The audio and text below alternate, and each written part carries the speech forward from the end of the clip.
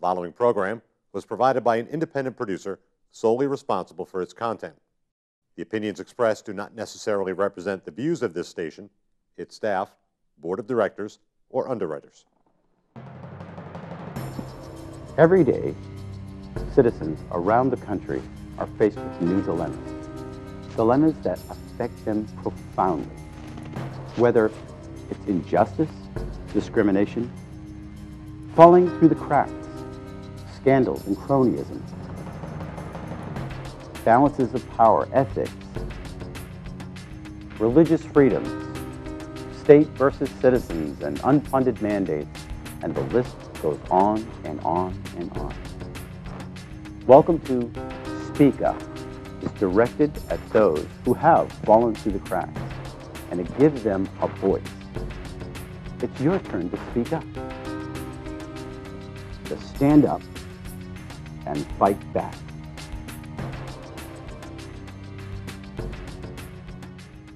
Welcome to Speak Up. I'm Kevin Avard, your host, and today we have a special topic, a topic about recovery, and I have a special guest, Donna Marston. Marston. Well, welcome to the show. Thank you. Recovery. Hang on a sec. You're going to start again? Okay. All right, now we're starting over.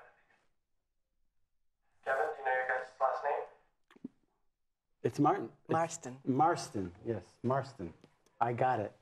Thank you. You may want to write it down. Marston. It's right in front now. It's on Donna M. Yeah, I got it. Marston. Yeah. Donna Marston. Gotcha. All right, and we start. All right, now we're starting again in 8, 7, 6.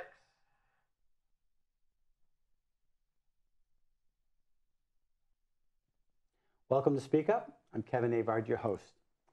Today we're joined with Donna Marston. We got that right? You do. And Donna, you're with Families Sharing Without Shame. Yes, I'm the founder. You're the founder of this organization. Mm-hmm. And of course, you're an author as well. I am. Peeling the Onion. Peeling that. I'm glad you came to the show because there are a lot of people that are struggling with addictions, and they're also struggling. There are other folks that are struggling with people that are struggling with addictions that don't really know where to turn. Right. The parents, the family members. The parents, the family members. People associate that with going to Al-Anon, or? Yeah, some go to Al-Anon.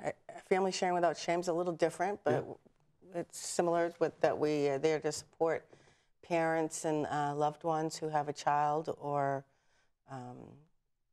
who is or has used, misused drugs or alcohol. How did you get involved with this? How did you get involved with the whole process? I have a son who is in long-term recovery, and what that means is that he has not abused heroin or any other drug since May 11, 2008, which happened to be Mother's Day back then. Mm-hmm. And when I found out, I just pretty much went to bed for about 6 months and just couldn't function. And it was like a death. Well, what it is we mourn our children who are still alive. Yeah. And I didn't know what to do. I needed the answers, and I didn't know how to get them. And how was it brought to your attention? You know, I suspected for a few years, but I couldn't put my finger on it. And then when I want to say it was 19 or 20, it started to reveal itself, as it does. And then he came to us and said he needed help. Wow. And that was the start. That was the roller coaster ride. Do you know what prompted him to ask for help? Was he realizing? Was it just a plain, wow, I'm addicted, or was he in trouble? Or? No, he wasn't in trouble. He, at the time, told me he was addicted to OxyContin. And I think I was starting to catch on. And I confronted him one night, and that's when he admitted it. He had said that he wanted to tell us for quite some time, but he was afraid to tell us because, you know, there's a lot of shame, guilt and shame that people carry who suffer from the disease of addiction. Right. So And you know, it's funny, you talk about addiction, but addiction can be on a whole host of things. It could be, some people could be addicted to pot, it could be alcohol, it could be heroin, or it could be painkillers, or prescription drugs are huge. Or Listerine. That's right. It just takes on different forms. That's right. But there's something there that people feel as though they need to relieve pain or of some sort at some period in their life, and this pain reliever takes over and becomes a new source of pain. Right. So he came to you for help. Right. And you were devastated. Devastated. And it took you 6 months to process the whole problem. Yeah. What was your first reaction to him? I think I was just numb. You know, I didn't know what to do. I'd never dealt with this before. So my first thing was I called his family physician, and we had a discussion. And to be perfectly honest, I think back then being in denial, which a parent, that happens a lot with us, I thought it was a phase. He's just going through a phase. This isn't not my child. Right. You know, this couldn't happen in my family. But his reality is he's hooked. Yeah. Little did I know he had been using a lot longer than than what I knew. You know, in his sobriety, he's told me some of the stories, and he's honest about it. So he's been more honest about. When did he start? He actually started around 15. That blows some people's mind. 15 years old, and it's basically something that just mutated and metastasized and just kept growing and growing. Yep.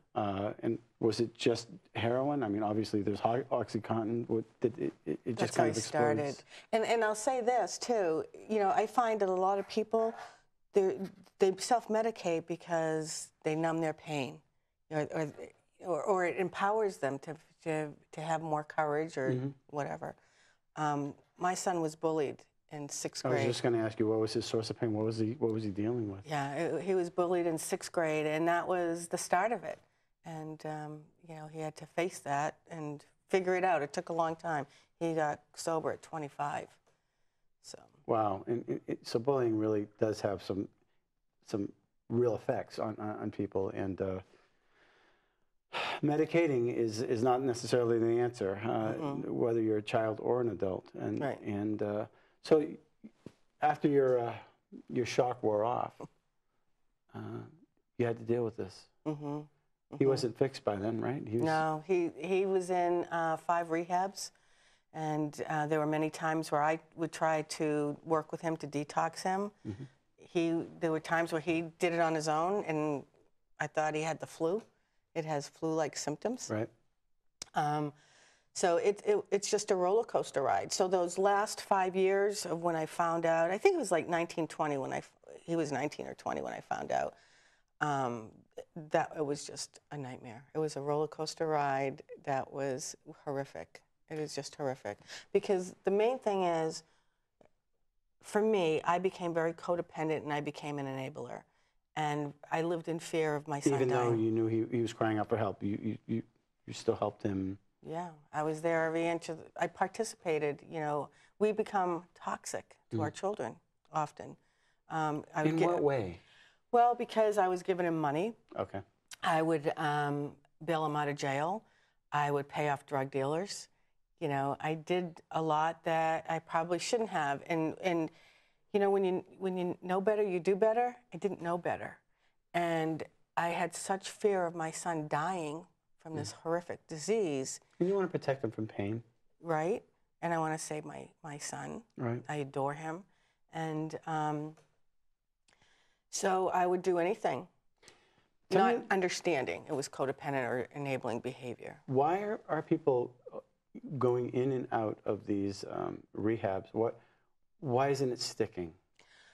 Well, I don't know that it doesn't stick. I think that some people, when they have a little bit of sobriety, they may think they're cured.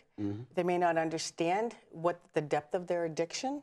And so I think sometimes each time you go in, you get some more tools, and you learn as you go. Right. And sometimes you have to go backwards to go forward. Right. But Was there progress each time that he went to these rehabs? appeared to be. Yeah. Appeared to be. But, you know, within 3 to 6 months, it would take me a while to catch on that he had a setback. I prefer to say a setback rather than a relapse, because you're just starting kind of going backwards to go forward. You hope, anyway. So what stuck this time? You know, every time he came home from rehab, my gut would stir and tell me it wasn't over. And this time, I felt different. 2 things. One, he did a long-term program. He was in for 70 or 90 days. So he stayed in, he did the 28-day program. He did detox 28-day program, and then he stayed in transitional living.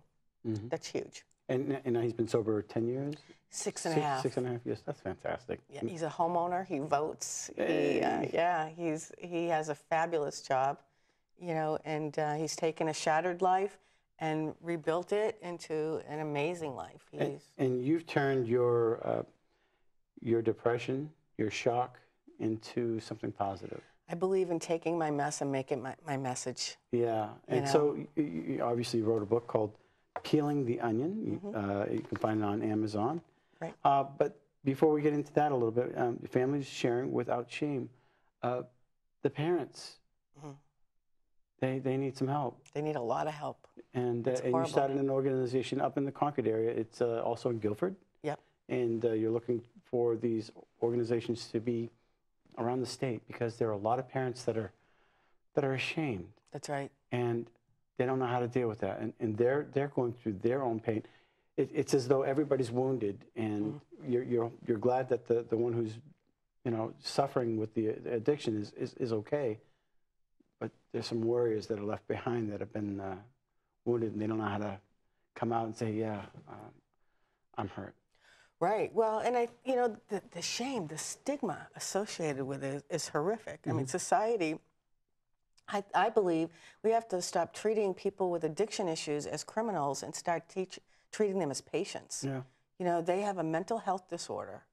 It's cunning, baffling. Maybe it's genetic or something to that effect, but there seems to be, you know, some people in the old days would call it sin, and then they just passed it on. However you want to label it, it's still an issue that is real. That's right. It's very real. And our children are dying. And dying from it. And the condition is that some people can handle alcohol. Just they can enjoy it. That's right. Good for them. That's right. Other people, if they take that one, they can't stop. That's right. And that's just, it's just the way things are. And to label people is another form of bullying. Yeah, that's great. It really is.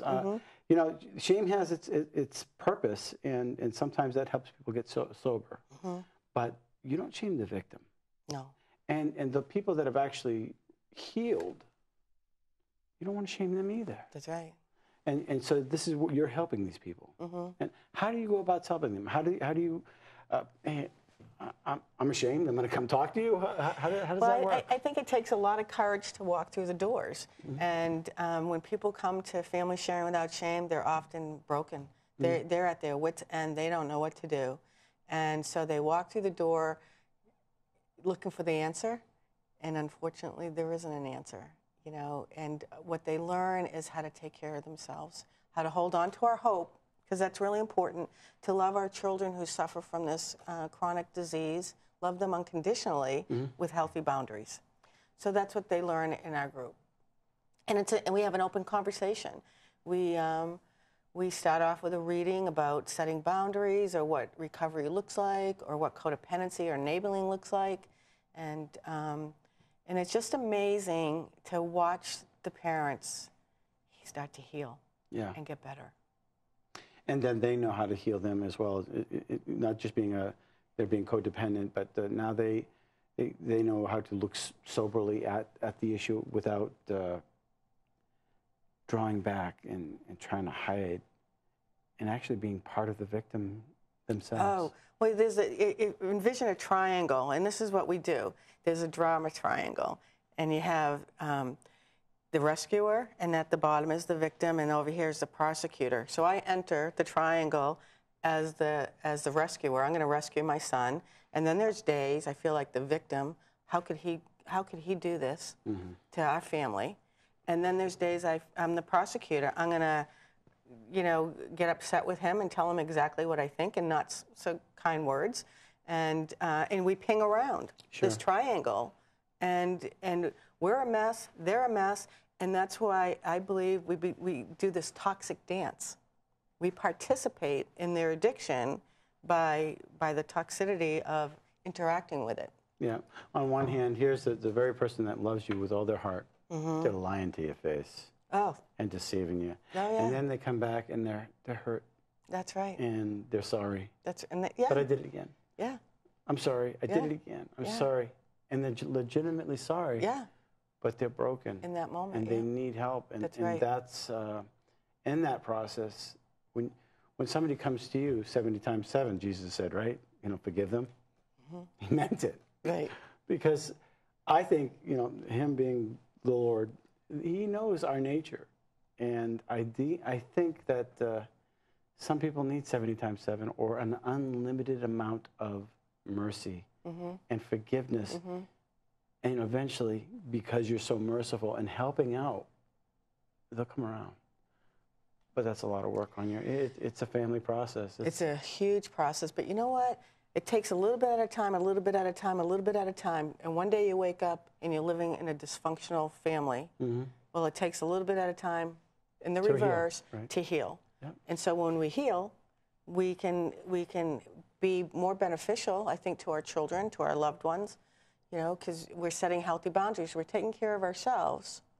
We're not participating, but we're loving you unconditionally. Now, recently you had a function at the Capitol. The 500 people showed up, and you were one of the main speakers, apparently. Yep.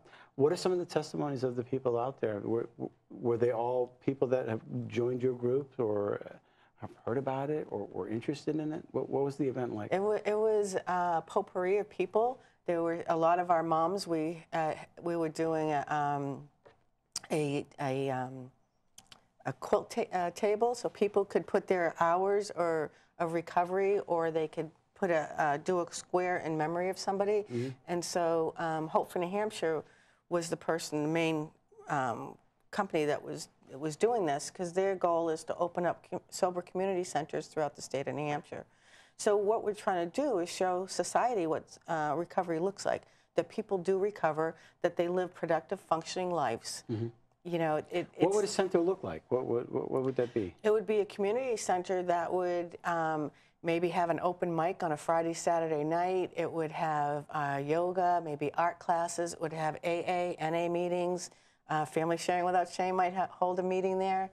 It's a place where people could go who are sober. And I think, a lot of people, it's really lonely when you have to change your whole lifestyle and your friends and sometimes your family. Now, would this augment something like AA, or is it something totally different? Totally different. Yeah, it's just a place, it's like a drop-in center. Right. That you can go hang out and talk with your friends, and I think it's really important for the younger people in recovery in their teens and early 20s, because it's lonely for these guys. Right. They don't know where to go. How do you start over with new friends? There's not an outlet for them to start. This gives them an outlet. And what about the parents? Hopefully we'll be involved. Right. We'll have maybe the Family Sharing Without Shame we'll have a meeting there. Do you have a center up in the Concord area now, or you're in the process of making one?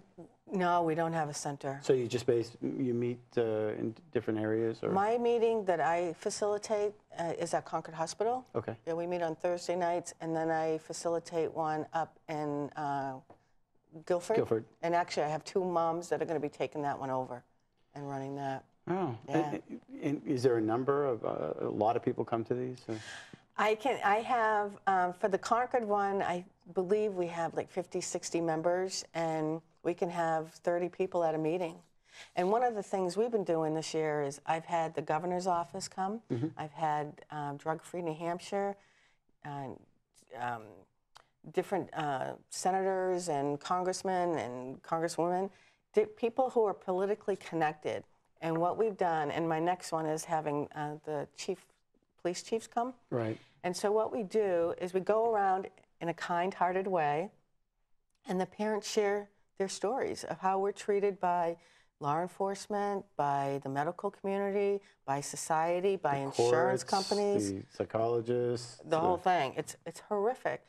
And so what happens, and I can tell you, the governor's office, a young woman came, and she sent me an email thanking me, and she said it was the most memorable moment of her career.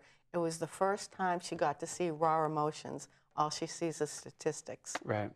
That's huge. And speaking of statistics, just for the public to understand, our country is laden with addictions. 80% of Americans are on some sort of prescription drug. 80%? 80%. That's amazing. Yeah, and I think Wow. our country is like #1 or #2 for being So over-medicated. being one of the wealthiest countries in the world, Mm-hmm. why are we in so much pain? Good question. Well, I think I think everything's a quick fix. You know, my son's generation, quick fix for everything. Yeah. People don't know how to feel their pain. You know, people are putting their kids on antidepressants if their boyfriend or girlfriend breaks up with them. Oh. And we need to feel our pain. That's how we grow. That's how we learn. Right. And you want to protect them from pain because you don't want them to go through the things you did when you were a kid. So, but that pain is for a lesson. It's for a reason. And it's a hard one for us as parents to let your child go through that, knowing that they're in pain. I remember one time, and this isn't this is just a typical thing though. My son was, maybe 5, playing basketball, and fell on the gym floor, cut his chin, rushed him to the hospital, and you know, because he needed the stitches. And oh no, he's in a lot of pain, and they put him on a little board.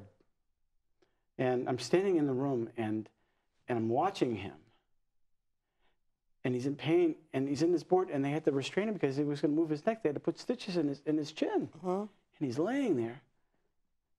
He sees me and he goes, "Dad, help!"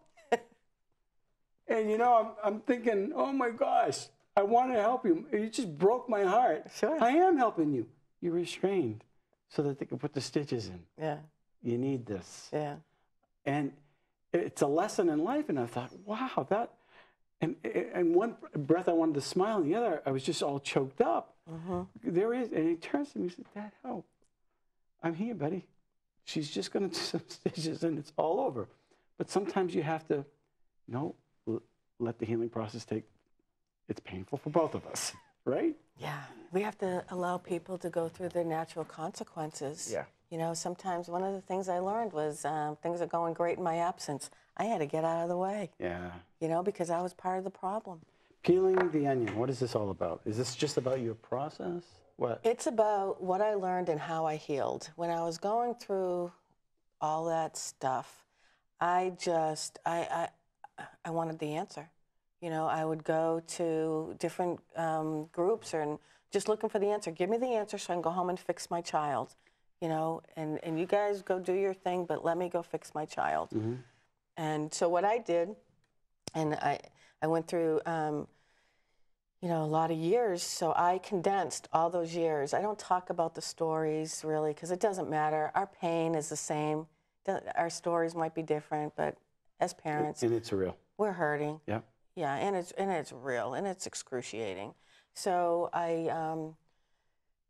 it gives them ways of how to heal, what to do, how not to participate in that toxic dance, how to let go with love.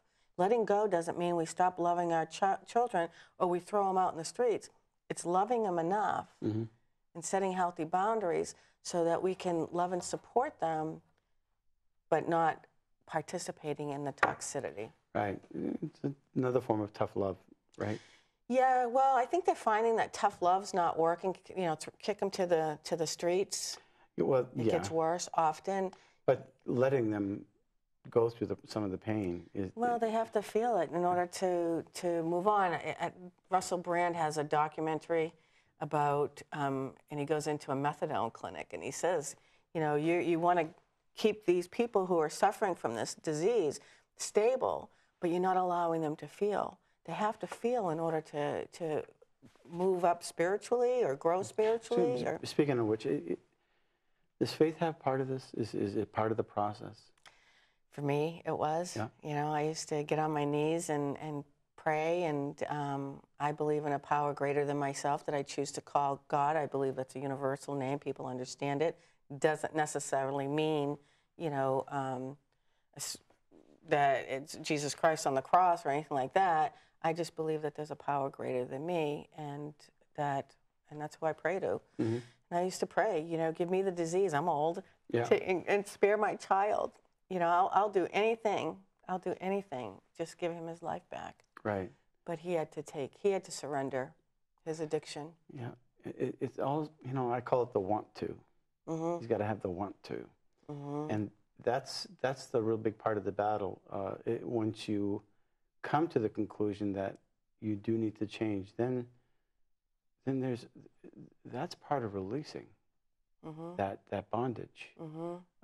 Then the other part is I don't know if it's as hard once you want to, you know, but you've got to get to that point where, because there's something deep inside the heart that says, I need to hang on to this just in case. And you just harbor it somewhere in the channels of your heart somewhere. And you can always pull it out of that closet.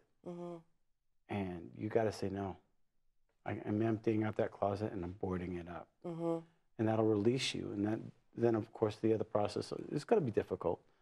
But so this helps the parents. This is your process, peeling of the onion. And you've had some testimonies on the back, and some people have reached out to you. And can you say a few things about that? I have people from all over the country calling me, and because I have a Facebook page where I do a daily just for today, or I post things. I'll put like print pictures together with statements that really are impacting how people look at addiction, or how do we help our children. And for example, you know, some of our children are in jail because, well, I'll tell you, one of the moms, her son's in jail. He overdosed. She called the police.